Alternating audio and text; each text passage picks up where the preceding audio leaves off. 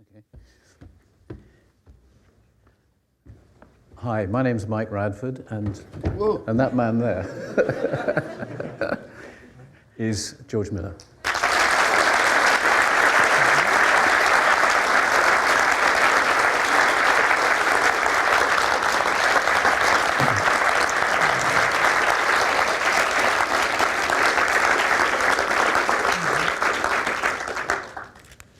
I don't think they liked it very much. So tell me, I'm in awe. Actually, I'm in awe because I don't know how you do things like that. How do you do it? I don't know, Mike. It's you take one step at a time. You know, process. We all go through it, and it's which part? Well, let's take a scene or something like that. Let's take the big chase scene, if you like. Oh yeah, that was the whole film, wasn't it?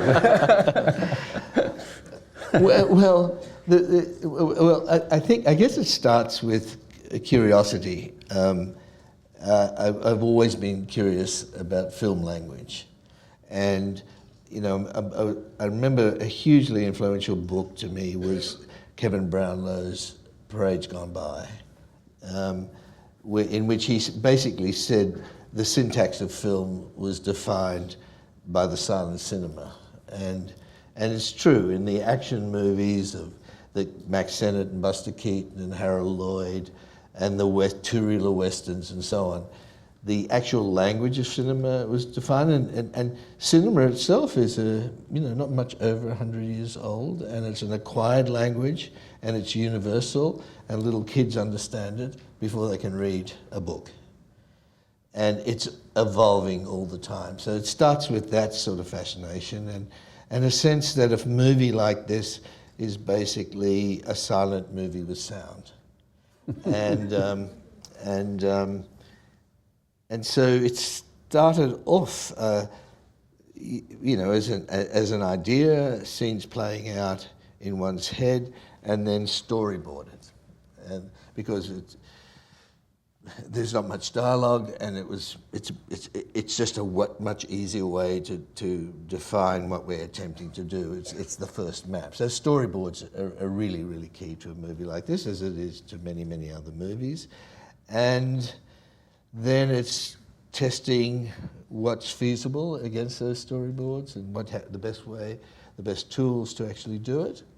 And bit by bit, you go out into the deserts of southern Africa, and you shoot for 138 days and hope you get through it. And then you have a mass of footage which you dump on your editor, who also happens to be my life's partner, Margaret Seiksel, and back in Australia, and we gave her 480 hours of footage, which is 3 weeks of continuous viewing without sleep, and she had to get 2 hours out of it. That's how it is. But it's also something that I'm just very interested in making this kind of. I'm driven by two things. One is story, by far, the most important thing, and the second is the technology as it's evolving, and it's changing so rapidly, as we all know, and to be able to use the tools, and particularly in a genre that I haven't worked in for 30 years, and to see the difference is remarkable.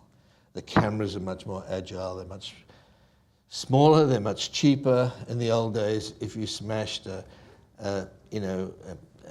Arri, it's $250,000 US. Nowadays, when we shot this, we shot on a Canon, and if you smashed one, you could go to the local airport in Namibia and buy one for. You mean a Canon D7? Yeah, D5. It was a D5. Yeah. And $1,500. You shot the whole thing on the. No, we shot on a Lexus. Yeah. But the crash cameras. Okay. And why there was so much footage is shooting digitally, as you know, you got cards 40 minutes, and you just turn the camera on and it doesn't matter. You don't lose anything. You're not burning celluloid. And that's a little bit about the process. Well, I mean, are you conceiving it with CGI right from the beginning? Are you shooting, or are you shooting against real backgrounds and then in post-production doing stuff?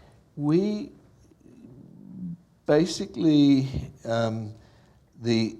this film is not one which defies the laws of gravity. There's no flying humans or spacecraft or anything like that. So everything was real world. There was real people in a real desert crashing real cars. And so the primary image was always tended to be, real and organic. And then it was supported virtually in every shot by some digital element. It might be replacing a sky to keep the skies consistent. It might be the simple erasure of tire tracks across the desert, so you don't see where you did take 1, 2, or 3. You basically can do that now. In the old days, if you're shooting in snow or sand, you had to move each time in some way. It means erasure of harnesses on your actors and stunt performers and keeping them very, very safe. Digitally, you're able to do that, but the essential image was always real. Unless something was impossible. The big storm sequence, obviously we couldn't do that. You mean the bank of sand that comes towards you? Yeah. Well, we call it the toxic storm, and that's obviously CG. So how do you choreograph this? I mean, is it carefully choreographed in the storyboard? Yes. Or, yeah. Yes.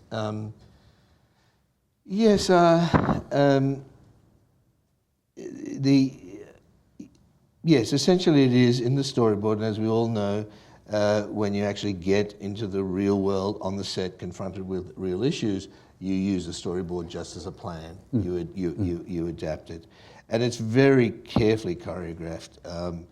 I would say about 65 to 75% of the storyboards kind of got there on the screen, and the rest was adjusted according to what we were confronted with in the moment.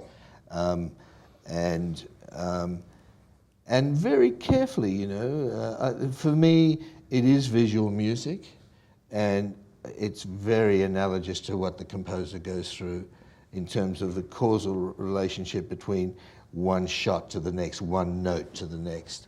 I'm not musical, but composers have to think about melodic line, chord progression, tempo, and all those things. I think there's exact equivalent in cinema, particularly in the so-called silent cinema with sound. And so it's not just shooting a whole bunch of action and people fighting and so on, and then hoping that in the editing room you can cut it all together. It's rather saying, okay, how does one thing lead to the next, and what does it reveal about the characters or the relationship between characters? So in a kind of incremental way, we build the mosaic of the film. And with a film like this, you can't really have a room read. You can't sit down and read the film. You really can't have a sense of what it's like. And grunt at each other. No, you can't. Yeah. And you can talk about it, but it's not until all the pieces come together, and literally all the pieces, literally the sound, the music, which, as we know, carries so much information, particularly in a very minimal piece like this, because ultimately it's a very simple, looks like a simple piece, obviously very complex to get together. So it was, it was, and you have a vague sense in your mind, as we know, of what it might be, but you don't really know until you can sit back and watch it as dispassionately as you possibly can with an audience. And do you rely on a second unit? I noticed there was quite a big second unit list of people who are working on it at the same time. I mean, do you rely on them a lot to do particular things? I mean, I know, for instance, in the Harry Potter movies, there's a guy who does all the special effects stuff, and the main action is directed by the main director. But I'm just wondering if that was the case. I think when I first started making movies, there was a sense that if you made action movies, you were kind of slumming, particularly in Australia, where we tended, in the early 70s, in the 70s we were doing period pieces, basically revisiting our history through our cinema. And at that time, there was always the main unit, which were the kind of talky bits, and the action unit, which were basically the action bits. Well, in a film like this, the talky bits weren't very much, so the two were very, very integrated. So the second unit director did those? Yeah, almost. So, but Guy Norris, who was the second unit director and stunt coordinator, he was a young stuntman on the very second Mad Max movie, and we'd worked together very, very intimately. But we worked off the storyboards, and depending on scenes, they were allocated. There was a fight coordinator and so on. But my job was to basically unify everybody's work into the one piece. Like, there were very, very rigorous design principles. Every single object, every single weapon, every gesture, every bit of wardrobe, every vehicle had to have a backstory. It had to be found objects, repurposed, and you had to be able to trace it back until next Wednesday. Next Wednesday is when the apocalypse starts, and you had to track every character and everything, so that in the chaos of this sort of rather rambunctious film, you ended up with something that some sort of cohesion. That was the thing we tried to do, and so you could point to any object on this, and I dare say most of the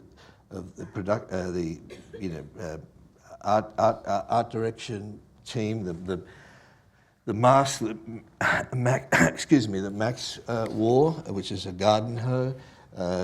We had to be able to explain, where that came from. The guy who plays the guitar, we had to. How does a man who's effectively blind and mute and only speaks through a guitar, how does he survive the apocalypse? So I know who his mother is. I know where he lived. I know how he came across the Immortan, and so on and so on. And that's the only way you have a chance for the movie to feel coherent. Because otherwise it's just too crazy. It's crazy enough, Well, some of it, I mean, it's an extension of Mad Max. I mean, it without a shadow of a doubt, it's that world, that kind of post-apocalyptic world, which has become a kind of aesthetic thing. There's circuses based on it, and the world in which it's half medieval, half post-apocalyptic mechanical, if you like, found bits of this and that. The only thing that I noticed, or at least I felt, was that as the filming technology gets more sophisticated, somehow or another the machines get more sophisticated too. You could always see the machines on screen. The machines on screen. They sort of felt just a little bit slicker, even though you could see where they came from. I don't know whether anybody else agrees with this, but I felt that as well. I mean, not that it put me off it at all, but I just felt that everything had got kind of just slightly slicker, if you like. Well, that was my fault, because because if you watch these movies, and particularly in games, there's a tendency to break everything down so much it looks like a junkyard. And the first instinct of the production designers and so on was to make everything look like a junkyard. And I said, first of all, that gets to be very boring. Secondly, it's not really how we behave as human beings. Even human, in every era, no matter how impoverished our resources, we still have a strong aesthetic. So one of the design principles was, just because it's a wasteland, it doesn't mean people can't make something beautiful. So if you look at the Paleolithic man, they do those beautiful on rocks with limited palette. do those rock drawings and so on throughout all cultures. If you go to, you spend time in Africa. If you go to the poorest township in southern Africa, you'll see people fashion out of plastic and Coke cans and wire some of the most beautiful toys that you'll see. So anything that survives the apocalypse 50 years from next Wednesday, as I keep saying, and it survives, is fetishized to some degree. And people have the time to make a quasi-religious object out of a steering wheel or a car of an older technology that doesn't rely on microprocessors and crumple technology and airbags and computers. It's a much more, going back to the 80s. So everything has that, but you'd probably agree with some of the production people who said, no, it is too slick. But I just think it's too slick. I just said it's slicker. It's slicker. Yeah. Yes. Well, the one thing I noticed, everything had to have multiple purpose. The Morton's mask was basically a therapeutic mask. He had to get filtered air into him, but it also had to be part of his dominance hierarchy. He had to look fearsome. He had to be intimidating. It's much more efficient that way. Furiosa's arm was a prosthetic arm, but it too had to have a sort of a very high functional quality and look fearsome and so on. So that's part of the aesthetic of the film. So can we? So there's lots of things I want to ask you. Can we start at the beginning with the writing? I'd just like to ask you: do you write alone, or do you write with somebody, or do you write with somebody as a sounding board, if you like, for your own ideas, or how do you do it? Oh, that's interesting. I'm sure it varies with everybody. In this case, I love collaborating. I have a twin brother, and we spent the first 24 years of our lives together. And so I'm very used to having someone else to work with. Mm-hmm. And meaning, when 24 years of our life together, we were in class, in the same school, in the same high school, in the same university, every day for 24 years. So it's a kind of a sounding board, and there's a kind of synergistic thing that happens when you're firing with someone with whom you have a like-minded sort of approach to things. So in this case, I definitely did not want to do another Mad Max movie, they live like imaginary friends in your head. I'm now hardwired after all these years to tell story. It's all I can do. If I'm the guy who ends up in a wheelchair in the nursing home staring at the ceiling, I've told my family, you can bet I'm making some move in my head. So the idea for the story came along. I began, I'd come across Brendan McCarthy, the wonderful graphic artist from Ireland, who sent me some beautiful drawings. I said, come along, this is going to be a very visual film. We worked with a writer who was more senior. The writer looked only at the surface. Brendan was someone who dug down deep into it. And the writer, and when Brendan criticised him criticised his writing and said it's too superficial, the writer said the fatal words, what would he know? He's just a fucking cartoonist.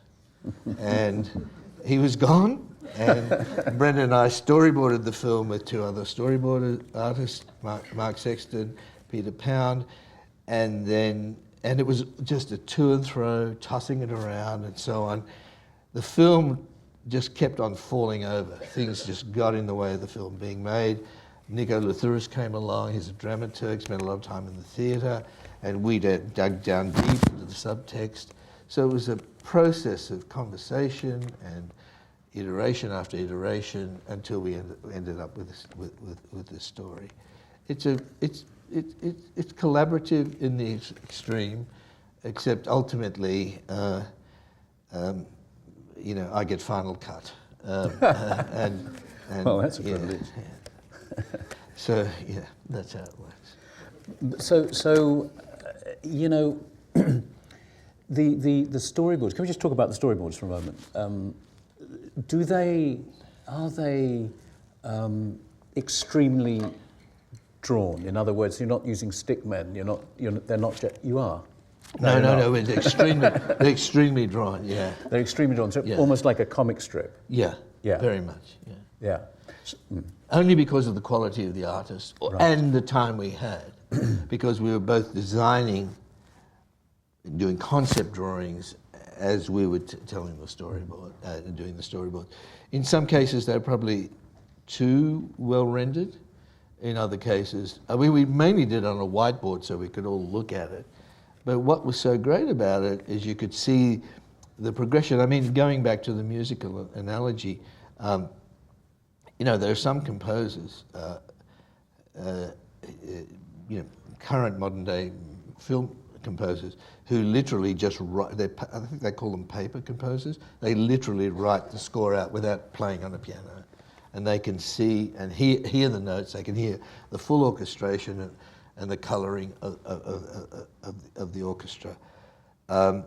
And it's a little bit like that, except storyboards are hard to read because they're missing the most valuable dimension, which is that of time, which basically creates a narrative.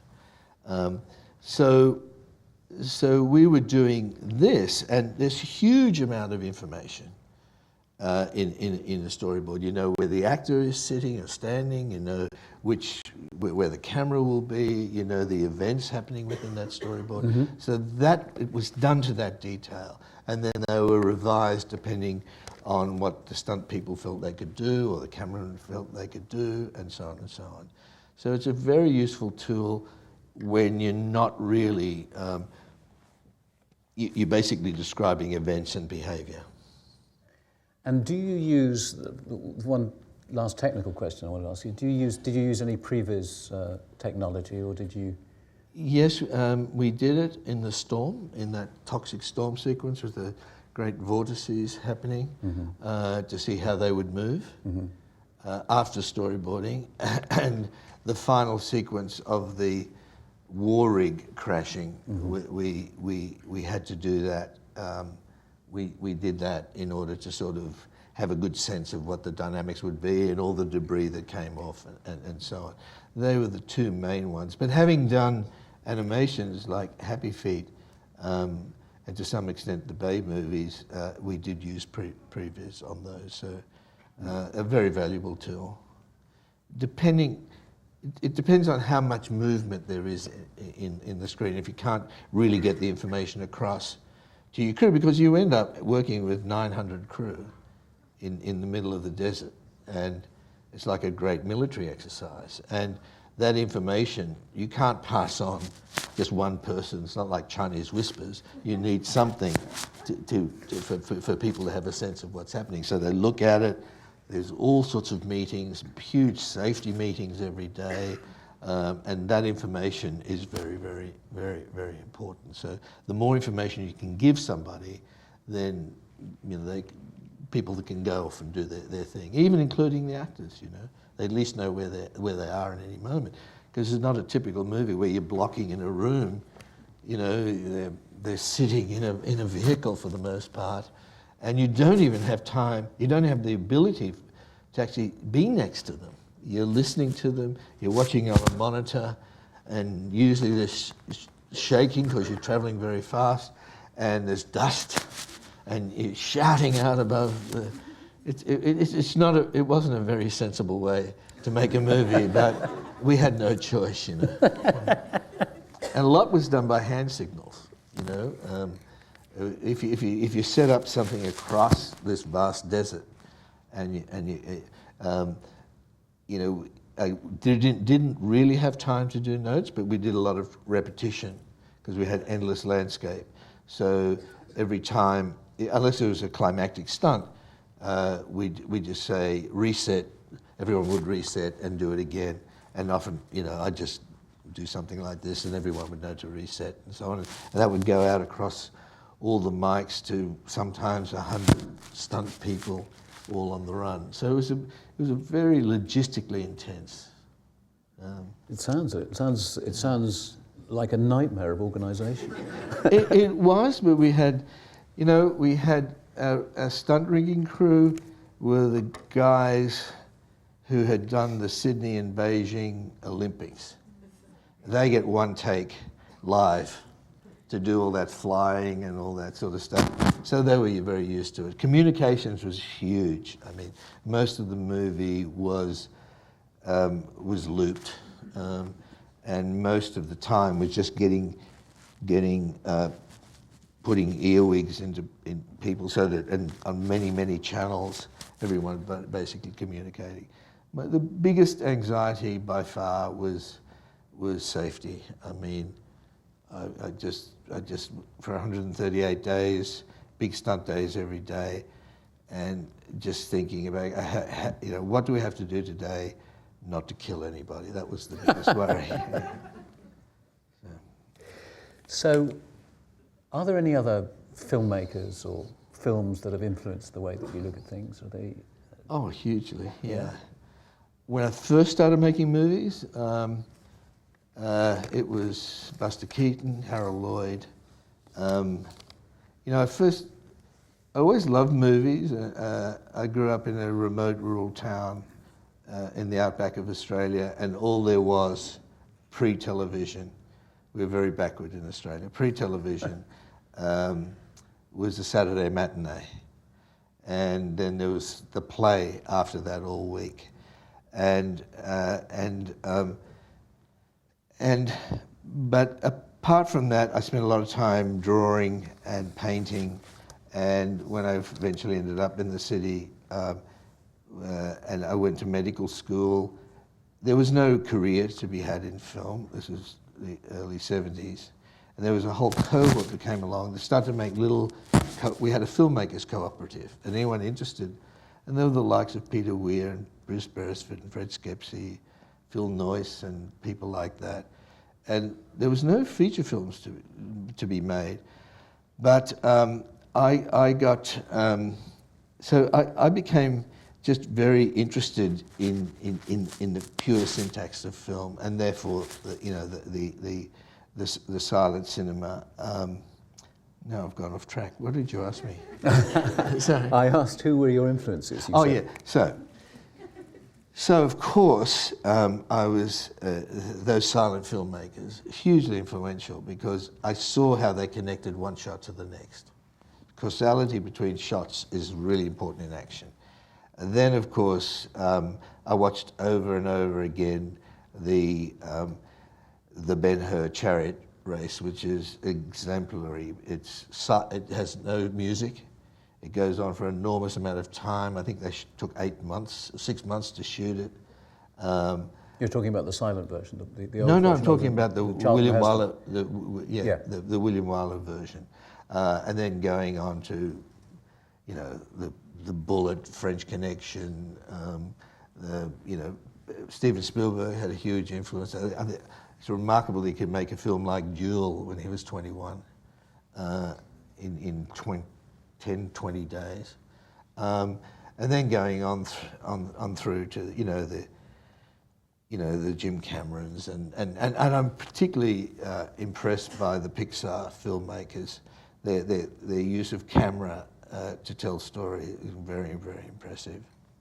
You're on record as saying that, that there's a perfect place to put the camera. You have to find that perfect spot. Well, that's borrowed from Roman Polanski, who when you look at his work, he basically said there's only one perfect place to put the camera at any given moment.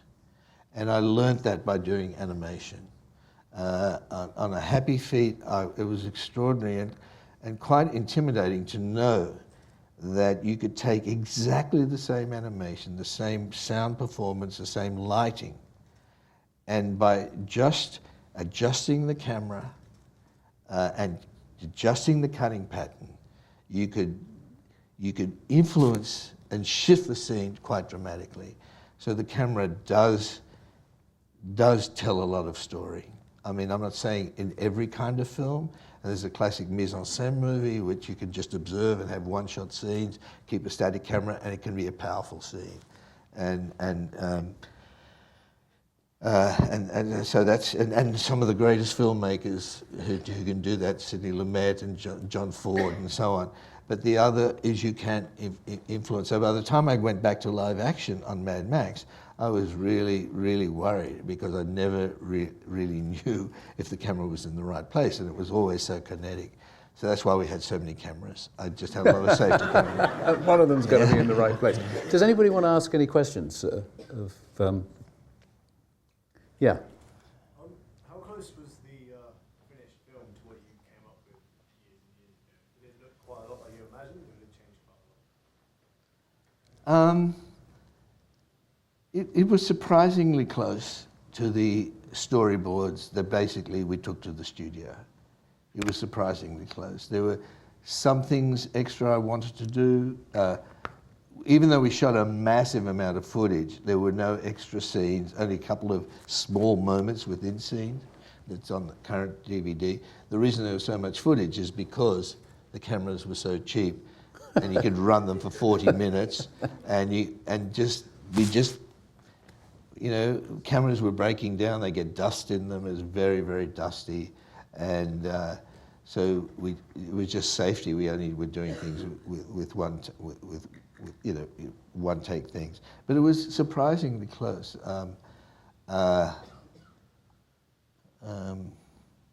Probably of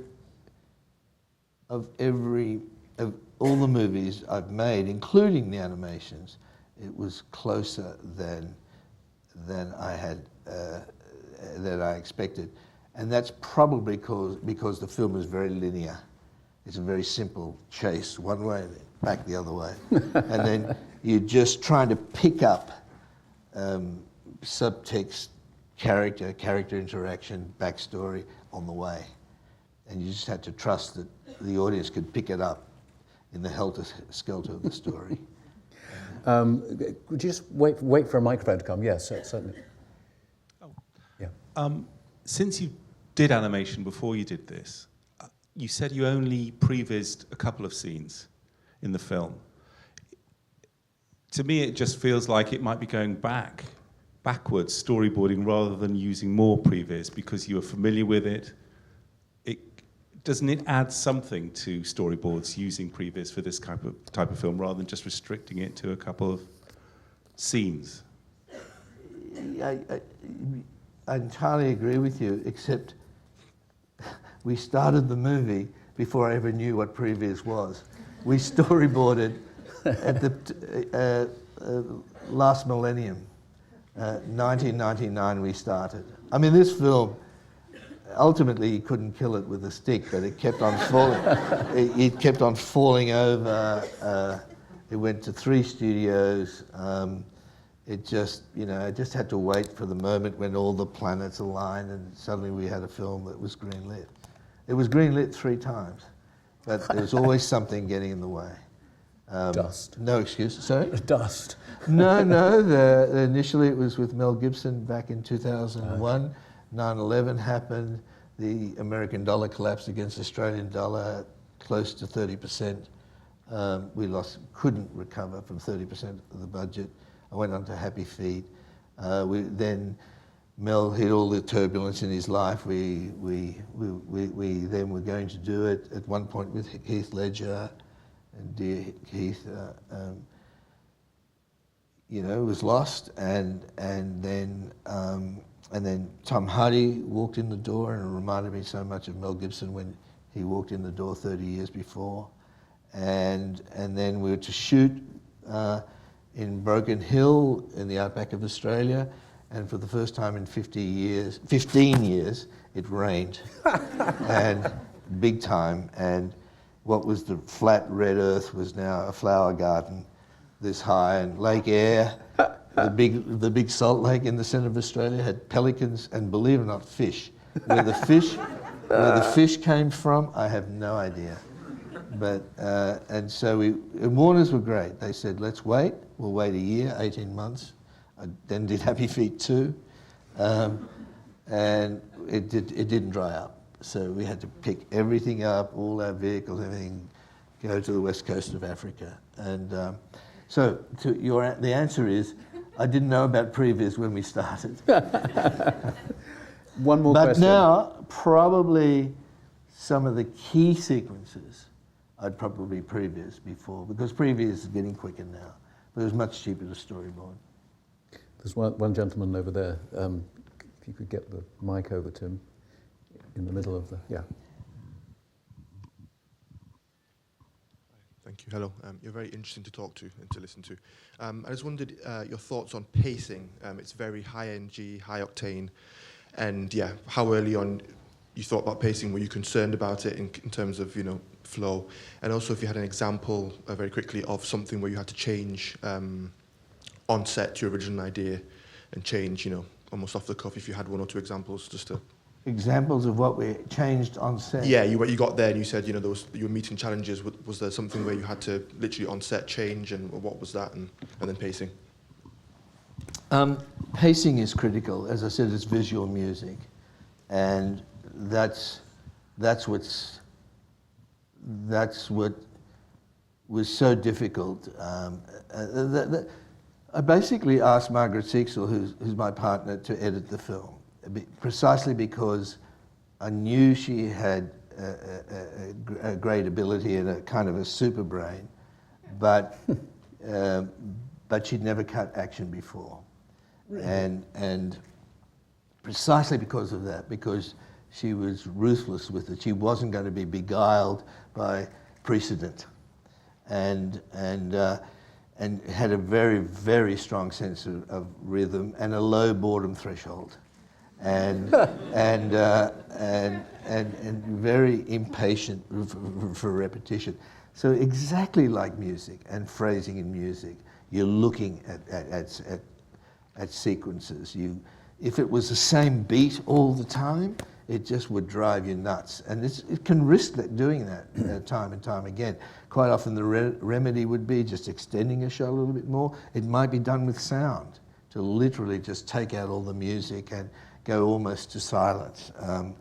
And we read film, if we're attentive to film, we read them with such fine ability, really.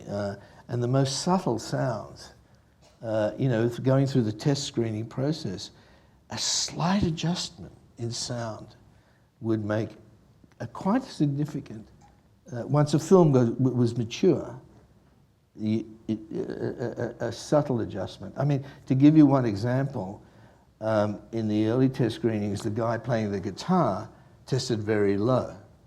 People said, what's he doing there and why? One of the main problems is we put the same, every time you saw him, he was playing the same guitar riff until it drove you nuts. Because we hadn't paid attention to that. Tom Holkenberg, a wonderful composer who worked on it, didn't have time to do anything, so we just, some sound person put in the riff. All we did, same footage, all we did was create an arc to his music, and suddenly he tested really, really high. So it's finely calibrated after a while. It's just like music, and those of you who are musicians, you can hear how an orchestra plays. You know when it's really coming together, and it can get transcended to some degree and transport the audience. In terms of what I changed, there would probably be quite a bit in terms of performance. The one that immediately came to mind, there's a scene, I really like the quiet sequences in the movie because you just got to give the audience some respite. And there's that scene where Furiosa's talking to Max about her redemption, what's she looking for? It's quite an enigmatic scene. And when we were playing it, when we were doing the scene, it just seemed very slow to me. It just, because, it just seemed slow. And I normally tell actors, as you know, the big thing I learned, you know that great book by Frank Capra, Name Above the Title? And I picked it up. I was lucky on my first feature. I read the book just before Mad Max, and he said, always play something a third faster than you think, because on the set there's a lot of energy and adrenaline, but the audience watches in repose.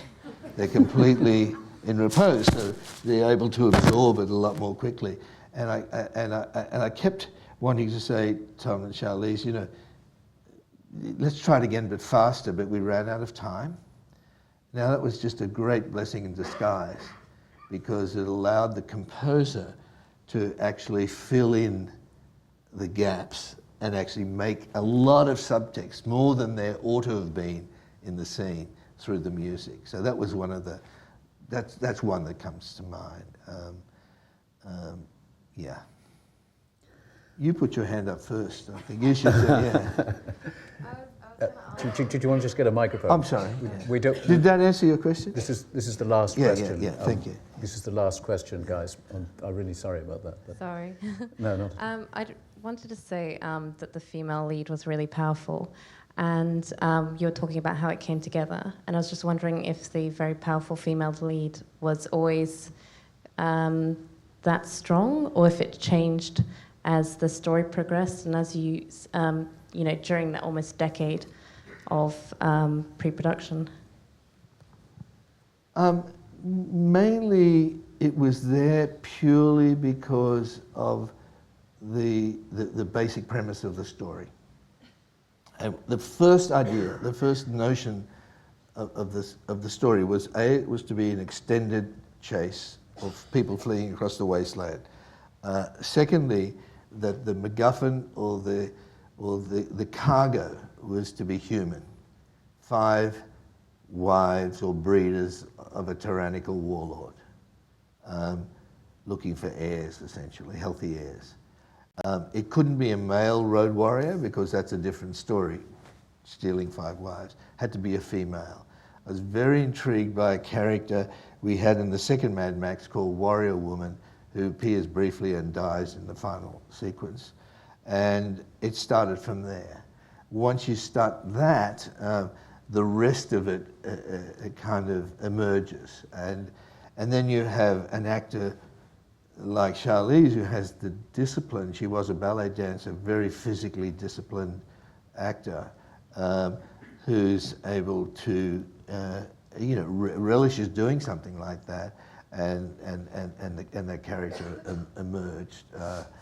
So it came out of the story. What happens unconsciously in our storytelling, you don't know. I mean, for me personally, I grew up with only brothers in a, you know, I went to all-male boarding school. I went to medical school at a time when only 30% were female, but then, you know, I had a daughter. I have a very, very wonderful, powerful mother, and I have a fantastic life partner who, and suddenly I'm reading the world differently, and that unconsciously gets into the work. And plus, we are servants of the zeitgeist, I think, we storytellers, and it's out there now. And it was there in the the last decade, so all those things kind of conspire to tell the story. But I won't say that was the agenda. I'm happy that people responded to the feminist themes, but it wasn't a conscious thing. It was more something that just arose out of the story. Well, guys, I'm afraid we're going to have to stop it there, because we're going to get thrown out. I'd just like to thank George very, very much for coming and being so eloquent and instructive and wonderful about everything. Thank